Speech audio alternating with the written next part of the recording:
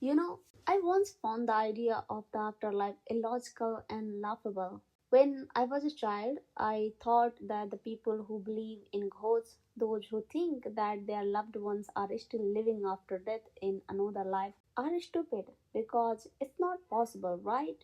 I didn't understand that who I was to question their belief when I didn't even experience such grief in my life. And this realization hit me hard once I too lost my big brother to the death. My heart, who once laughed at the idea of the afterlife, wished it to be true. I wished that my brother could return, even if as a ghost, so I can see him again. Do you know why I feel like this despite knowing that it's impossible? Because when you lose someone permanently, their loss leaves a lasting wound mentally. It feels as if you have been cut brutally, which leaves you with bleeding pain and internal agony. No amount of time heals that pain.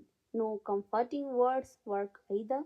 The loss leaves a everlasting scar in life. Such strong emotions are felt because life behaves with absolute. Example, a body is like a car. However, when the car malfunctions, it can be restarted again, but not the human body. Once the body malfunctions, it's a permanent end. This is the known limit of life and the humanity. Death creates permanent separation with loved ones, a point of no return. So, when I lost my brother, I was left with crushing grief. But when I have the hope, even if it was a false one, that I can see my brother again, be in any form, that he could come back to us, that thought functioned as a medicine to me. It gave me the strength to keep going and living the life with the scar. The belief may be a falsy, but it's comforting, unlike the reality. The truth, which is brutal and painful, which makes life even more difficult to live with all those overwhelming pain. So, in those overwhelming situations,